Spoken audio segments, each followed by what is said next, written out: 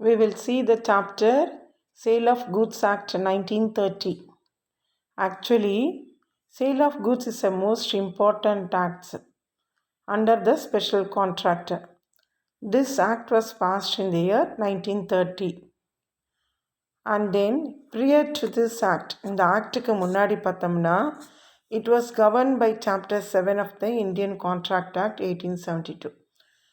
1872 contract act பிரகாரம் இந்த act முன்னாடி ஃபாலோ பண்ணியிருந்தாங்க. So sale of goods act when it was passed அப்படின்னா 1930ன்றத ஞாபகம் வச்சுக்கணும். Now we will see the contract of sale of goods. What is meant by contract of sale of goods? Actually, contract of sale of goods is a contract whereby the seller transfers or agrees to transfer the property of the goods to the buyer for a price. ஒரு sale of goods எப்போ ஒரு contract நம்ம goods விற்கிறதுனால ஏற்படுதுன்னா, ஒரு seller தன்னோட பொருளை ஓனர்ஷிப்பை தன்னோட ப்ராப்பர்ட்டியை மாற்றிக்கிறதாவோ இல்லை மாற்றிக்கிறதுக்கு ஒத்துக்கொள்கிறாரோ பையர்கிட்ட ஒரு சர்டன் ப்ரைஸ் ஃபிக்ஸ் பண்ணுறாரு பார்த்தீங்களா, அதுதான் நம்ம என்னன்னு சொல்லுவோன்னா contract of sale of goods ன்னு சொல்லுவோம். Now, what are the essential elements of a contract of sale? இது actually 5 mark question. So, first one is two parties. Actually, a contract of sale involves two parties, the seller and the buyer. ரெண்டு parties இருக்கணும். அவர் செல்லராகவும் இருக்கலாம், பையராகவும் இருக்கலாம். The buyer and the seller should be different persons. கண்டிப்பாக வெவ்வேறவங்களாக தான் இருக்கணும். ஒருத்தரே செல்லராகவும் பையராகவும் இருக்கக்கூடாது. If the person buys his own goods, there is no sale. Suppose ஒரு பர்சன் தன்னோட கூட்ஸே வாங்கியிருந்தாருன்னா அது சேல்னு சொல்ல முடியாது. ஃபார் எக்ஸாம்பிள் நம்ம எடுத்துக்கலாம், ஒரு பார்ட்னர்ஷிப் டிசால்வ் ஆகுது, முடிய போகுதுன்னு வச்சுக்கோங்க. அப்போது இந்த அசட்ஸ் எக்ஸஸாக இருக்குது பார்த்திங்களா, அதிகமாக இருக்கிற அசட்ஸ் எல்லாம் அவங்க தன்னோட பார்ட்னர்ஸ்க்கு டிஸ்ட்ரிபியூட் பண்ணிடுவாங்க. அப்போ கோர்ட் என்ன சொல்லணும்னா, கண்டிப்பாக இது சேல் கிடையாது, ஏன்னா இது இருக்கிற அவங்களோட தே ஆர் த ஓனர்ஸ் அப்படின்னு சொல்கிறாங்க. அந்த அசட்டோட ஓனர்ஸே அவங்களே பிரிச்சுக்கிறதுனால இது சேல் கிடையாது அப்படின்னு சொல்கிறாங்க. ஸோ அவங்க செல்லர்ஸாகவும் பையர்ஸாகவும் இருக்க முடியாது அப்படின்னு சொல்கிறாங்க. ஆனால் ஒரு எக்ஸம்ஷன் இருக்குது. சம்டைம்ஸ் எதனா ஆர்டராக இருந்ததுன்னா, கோர்ட்லேருந்து ஆர்டர் வந்ததுன்னா, அப்போ அந்த கூட்ஸை டிஸ்ட்ரிபியூட் பண்ணாங்கன்னா அது சேல்னு நம்ம ஒத்துக்கலாம் அப்படின்னு சொல்கிறாங்க. Next one is transfer of property. To constitute sale, the seller must transfer or agree to transfer the ownership in the good to the buyer. ஒரு சேல் எப்போ முடியும்? கண்டிப்பாக செல்லர் என்ன பண்ணியிருப்பார், தன்னோட ப்ராப்பர்ட்டியை ட்ரான்ஸ்ஃபர் பண்ணுறேன், இல்லை ட்ரான்ஸ்ஃபர் பண்ணுறதுக்கு ஒத்துக்கொள்கிறேன், தன்னோட ஓனர்ஷிப்பை பையர்கிட்ட கொடுக்குறேன்னு எப்போ ஒத்துக்கிறாரோ அப்போ தான் அது நம்ம ட்ரான்ஸ்ஃபர் ப்ராப்பர்ட்டின்னு சொல்லுவோம். அப்போ தான் ஒரு கான்ட்ராக்ட் ஆஃப் சேல் நடைபெறுதுன்னு சொல்லலாம். So sometimes a mere transfer of possession, கண்டிப்பாக உரிமையை மட்டும் மாற்றினா மட்டும் அது சேல் ஆகாது. So next one is goods. ஒரு கான்ட்ராக்ட் ஆஃப் சேல் நடக்கணும்னா கண்டிப்பாக கூட்ஸ் தான் முக்கியம்னு சொல்லுவோம். So it excludes money, actionable claims and immovable property. அப்போ கண்டிப்பாக எதனா மணியை சம்மந்தப்பட்டதோ இல்லை எதனா கிளைம்ஸ் மூலமாக கிடைக்கிறதோ இல்லை இமூவபிள் நகர முடியாத சொத்துக்களாக இருக்கக்கூடாது. ஸோ கூட்ஸ்னால் என்ன? Actually it includes every kind of movable property. கண்டிப்பாக நகரத்தன்மை கொண்ட பொருட்களாக தான் நம்ம கூட்ஸ்ன்னு சொல்லுவோம். அது ஸ்டாக்காகவும் இருக்கலாம், இல்லை ஷேர்ஸாகவும் இருக்கலாம், இல்லை க்ராப்ஸு அப்போ பயிர்களாகவும் இருக்கலாம்னு சொல்லலாம். சம்டைம்ஸ் பார்த்தோம்னா குட்வில்லாகவும் இருக்கலாம், ட்ரேட்மார்க்ஸு, காப்பிரைட்டு இருக்கலாம், பதிப்புரிமையாகவும் இருக்கலாம், பேட்டன்ட் ரைட்ஸ் காப்பி உரிமையாகவும் இருக்கலாம், காப்புரிமையும் இருக்கலாம். இதெல்லாம் நம்ம என்னன்னு சொல்லலாம்? கூட்ஸுன்னு சொல்லலாம். அது கான்ட்ராக்ட் ஆஃப் சேல்னு நம்ம சொல்லலாம். நெக்ஸ்ட்டு பார்த்தோம்னா ப்ரைஸு. கண்டிப்பாக பார்த்தோம்னா ஒரு கூட்ஸுக்கு கண்டிப்பாக விலை நிர்ணயிக்காமல் நம்மளால் மாற்ற முடியாது. அப்போ இந்த கூட்ஸ் எக்ஸ்சேஞ்ச் ஃபார் கூட்ஸ்னால் அது கண்டிப்பாக சேல் இல்லை, அது பார்ட்டர் சிஸ்டமில் போயிடும். Suppose if the goods are sold partly, ஒரு பகுதியை மட்டும் நம்ம கூட்ஸ் விற்றுருந்தோம்னா பாதி வந்து மணியாக நம்ம கொடுத்துருந்தோம், மணிக்கு பதிலாக கொடுத்துருந்தோம்னா அது நம்ம கான்ட்ராக்ட்னு தான் எடுத்துக்கலாம். அது ஒரு சேல் நடைபெற்றிருக்குன்னு தான் எடுத்துருக்கலாம். ஏன்னா கூட்ஸாகவும் கொடுக்கலாம், இல்லை பாதி வந்து பணத்துக்காகவும் நம்ம கொடுத்துருக்கலாம். Next last one is it includes both sale and agreement to sell. So இந்த கான்ட்ராக்ட் ஆஃப் சேல்னால் என்ன? சேல் நடைபெற்று இருக்கணும், அதே அப்புறம் நான் விற்கிறேன்ற அக்ரிமெண்ட்டுக்கும் ஒத்துருக்கணும். So suppose if the property is transferred immediately to the buyer பீனா it is called a sale. இமிடியேட்டாக நம்ம ஒரு கூட்ஸை வந்து நம்ம இன்னொருத்தருக்கு கொடுத்துட்டோம்னா அது சேலுன்னு சொல்லலாம். On the other hand, suppose அந்த transfer of the property to be done in the future, எதிர்காலத்தில் நடைபெறுதுன்னு சொன்னாங்கன்னா சர்டன் கண்டிஷன்ஸ் நீ ஃபுல்ஃபில் பண்ணியிருந்தோம்னா அதையும் நம்ம என்னன்னு சொல்லலாம்? அக்ரிமெண்ட் டு செல்லுன்னு சொல்லலாம். Now we will see the difference between sale and agreement to sell. சேலுக்கும் அக்ரிமெண்ட் ஒத்துக்கொள்கிறோம், விற்கிறதுக்கான ஒத்துக்கிறதுனோட டிஃப்ரென்ஸ் என்ன அப்படின்னு பார்த்தோம்னா ஓனர்ஷிப் ட்ரான்ஸ்ஃபரன்ஸ். சேலில் பார்த்தோம்னா the property of the goods passes from the seller to the buyer immediately. எப்பயுமே பார்த்தோம்னா ஒரு சேல்னால் எப்போ நம்ம விற்பனை நடைபெறுதுன்னு சொல்லுவோம்? எப்போ வந்து செல்லர்கிட்டேருந்து பையர்கிட்ட வந்து பொருள் மாறிடுச்சுனாலும் அப்போ அது வந்து நம்ம சேலுன்னு சொல்லுவோம். செல்லர் கண்டிப்பாக அதுக்கு ஓனராக இருக்க முடியாது. ஆனால் அக்ரிமெண்ட் டு செல்லில் பார்த்தோம்னா அந்த ப்ராப்பர்ட்டி வந்து சம்டைம்ஸ் ஃப்யூச்சர் டேட்டில் தான் அது உரிமை வந்து பையர்கிட்ட போகுதுன்னு இருந்தாலும், ஆனால் சர்டன் கண்டிஷன்ஸ் வந்து ஃபுல்ஃபில் பண்ணியிருக்கணும். அது மாதிரி இருந்ததுன்னா இந்த கூட்ஸ் செல்லர்கிட்டேருந்து பையர்கிட்ட போகும் அப்படின்னு ஒரு அக்ரிமெண்ட் ஏற்படுத்தினாங்கன்னா அது நம்ம அக்ரிமெண்ட் டு செல்லுன்னு சொல்லலாம். Next second point risk of loss. Suppose பார்த்தோம்னா இந்த சேல் விற்பனையில் வந்து சப்போஸ் கூட்ஸ் வந்து கான்ட்ராக்ட் ஆஃப் சேல் நடைபெற்றதுக்கு அப்புறம் ஏதோ ஒரு டேமேஜ் ஏற்பட்டுச்சுன்னா கண்டிப்பாக அந்த லாஸ் யார் போய் சேரும்னா பையர்கிட்ட தான் சேரும். ஏன்னா ஏற்கனவே நம்ம என்ன பண்ணியிருக்கார் பையர்? பொருள் வந்து செல்லர்கிட்டேருந்து வாங்கிட்டாரு. ஆனால் உரிமையை வாங்கினதுனால கூட்ஸ் செல்லர்கிட்டயே இருந்தாலும் கண்டிப்பாக பையர் தான் அந்த நஷ்டத்தை ஈடு செய்யணும்.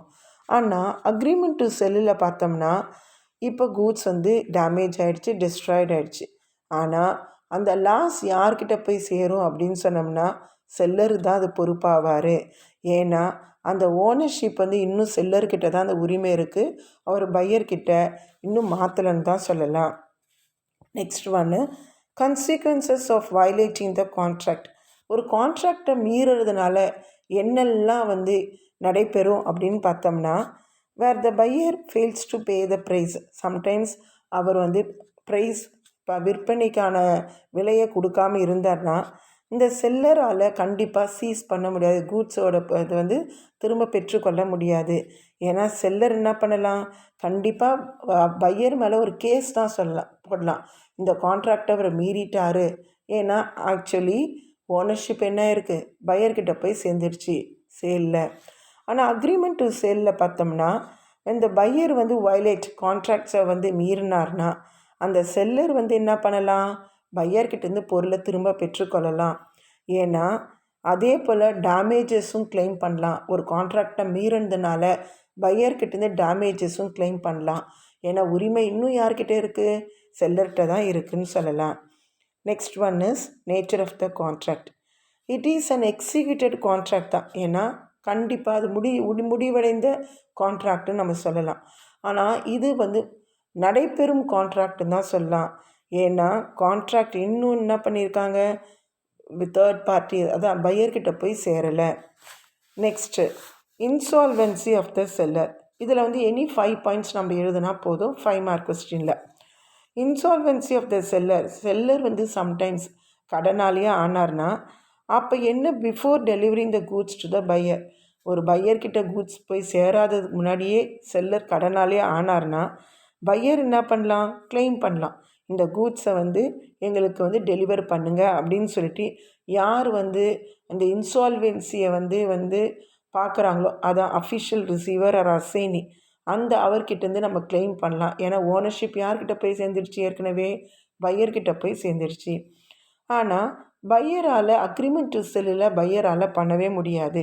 ஏன்னா ஏற்கனவே பையர் என்ன பண்ணியிருக்காரு? ப்ரைஸ் பே பண்ணியிருக்காரு, அட்வான்ஸும் கொடுத்துருக்கலாம். ஆனால் அவர் அதுக்கு தகுந்தான ப்ராஃபிட்டை மட்டும்தான் அவர் கேட்க முடியும், அதுக்கான நஷ்டீடு மட்டும்தான் கேட்க முடியும். ஏன்னா ஓனர்ஷிப் இன்னும் யார்கிட்ட இருக்குதுன்னு நம்ம சொல்லலாம், செல்லர்கிட்ட தான் இருக்குது. So these are the differences between sale and agreement to sale. இது 5 மார்க் கொஸ்டின்ஸில் கேட்கப்பட வேண்டிய கொஸ்டின்ஸ் தான் சொல்லலாம். Next we will see the types of the goods. Goods ஒவ்வொரு மூவபிள் ப்ராப்பர்ட்டிலாம் நம்ம கூட்ஸ்ன்னு சொல்லுவோம். எதெல்லாம் நகரக்கூடிய தன்மையாக இருக்கோ அதெல்லாம் நம்ம கூட்ஸ்ன்னு தான் சொல்லுவோம். ஸோ இதில் கூட்ஸ் பார்த்தோம்னா can be classified as existing goods, contingent goods, future goods. Suppose existing கூட்ஸை மட்டும் கேட்டிருந்தாங்கன்னா அது பேராகிராஃப் கொஸ்டினில் வரும். Sometimes kinds of the goods as per the sale of goods act பிரகாரம் கேட்டிருந்தாங்கன்னா நம்ம எக்ஸிஸ்டிங் கூட்ஸும் எழுதியிருக்கணும், கண்டிஜென்ட் கூட்ஸும் எழுதியிருக்கணும், ஃப்யூச்சர் கூட்ஸும் எழுதியிருக்கணும். Now we will see the existing goods. Existing goods are those owned or possessed by the seller at the time of contract of sale. Existing கூட்ஸ்னால் கண்டிப்பாக பார்த்தீங்கன்னா கான்ட்ராக்ட் ஆஃப் சேல் நடைபெறும் நேரத்தில் செல்லர் கையில் இருக்குது. அப்போது it can be possessed even refer to sale by agents. அதை நம்ம சேலுன்னு சொல்லலாம், ஏஜென்ட்ஸோ இல்லை ப்ளெட்ஜஸோ அதை சேலுன்னு கூட சொல்லலாம். இப்போ இந்த எக்ஸிஸ்டிங் கூட்ஸே 3 கேட்டகரிஸாக பிரிக்கலாம். ஸ்பெசிஃபிக் கூட்ஸு குறிப்பிட்ட பொருட்கள், ascertained goods or unascertained goods. First specific கூட்ஸ்னால் என்னன்னு பார்க்கலாம். Suppose the specific goods denote the goods identified and agreed upon at the time of contract of sale. Sometimes ஒரு சேல் நடைபெறும் நேரத்தில் இந்த கூட்ஸ் தான் எனக்கு தேவை அப்படின்னு நம்ம ஐடென்டிஃபை பண்ணி இருந்தோம்னா அதெல்லாம் நம்ம ஸ்பெசிஃபிக் கூட்ஸ்ன்னு சொல்லலாம், குறிப்பிட்ட கூட்ஸ்ன்னு சொல்லலாம். ஃபார் எக்ஸாம்பிள் இப்போ நம்மளே கடைக்கு போகிறோம், சாரீஸ் எல்லாம் பார்க்குறோம், அதில் ஒரு சாரீ நமக்கு என்ன இருக்குது பிடிச்சிருக்குன்னு எடுத்து வச்சுருக்கோம். அப்போ நம்ம என்ன பண்ணியிருக்கோம், செலக்ட் பண்ணிட்டோம். அப்போ அது ஸ்பெசிஃபிக் கூட்ஸு கேட்டகரியில் வரும்னு சொல்லலாம். Next one is ascertained goods. அசர்டைன்ஸ்னால் உறுதிப்படுத்தப்பட்ட பொருட்கள் அப்படின்னு நம்ம சொல்லலாம். ஃபார் எக்ஸாம்பிள் இப்போ கூட்ஸ் நம்ம என்ன சொல்லலாம், it can be ascertained subsequent to the formation of the contract. ஒரு கான்ட்ராக்ட் ஏற்படுறதுக்கு முன்னாடி இந்தந்த கூட்ஸ்லாம் நம்ம பார்க்கலாம் அப்படின்னு நம்ம என்ன பண்ணியிருக்கோம், அதை உறுதிப்படுத்துகிறோம். இந்த கூட்ஸை தான் நம்ம பார்க்க போகிறோம், இந்த கூட்ஸ் எல்லாம் நம்ம வாங்க போகிறோம், இது பொருட்களை வாங்க போகிறோம் அப்படின்றத நம்ம குறிப்பிடுறோம்.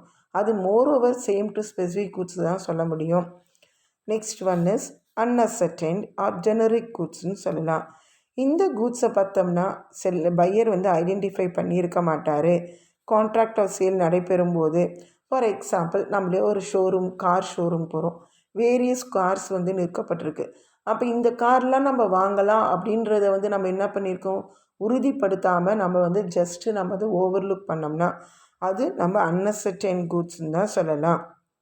Next what is future good? Future goods அப்படின்னு சொன்னோம்னா செல்லர் அந்த டைம் ஆஃப் கான்ட்ராக்ட் ஆஃப் சேலில் தன்னோட உரிமையை அவர் என்ன பண்ணியிருக்காரு, அவர்கிட்ட இல்லைன்னு சொல்லலாம். பட் தன்கிட்ட பொருட்கள் இல்லைனாலும் it will be manufactured or produced or acquired by him after entering into the contract. Contract ஏற்பட்ட பிறகு அந்த கூட்ஸ் என்கிட்ட சேரும் அப்படின்னு சொல்கிறாங்க பார்த்தீங்களா, அதுதான் நம்ம ஃப்யூச்சர் கூட்ஸ்ன்னு சொல்லலாம்.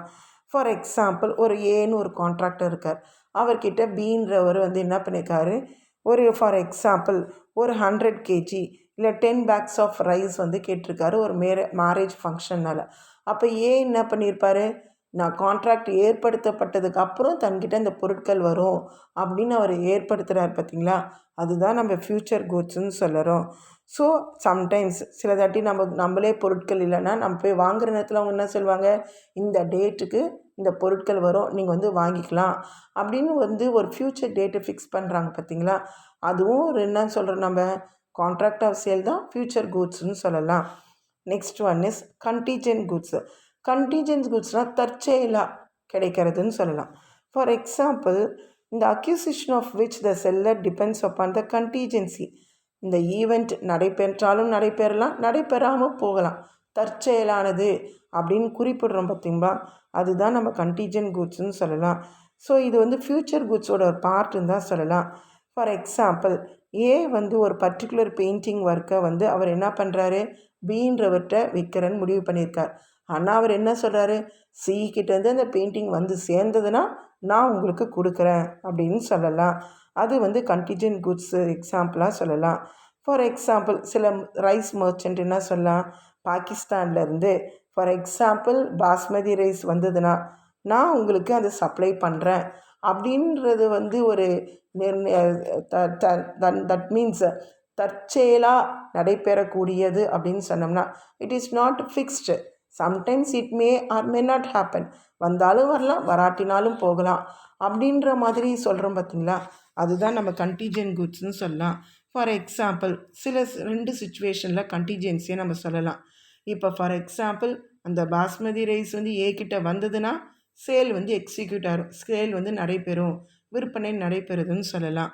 ஆனால் 2வது சுச்சுவேஷனில் suppose if is not able to get the basmati rice, வாங்க முடியாத நேரத்தில் அங்கே there is no sale தான் சொல்லலாம். So we will see the topic in the next video.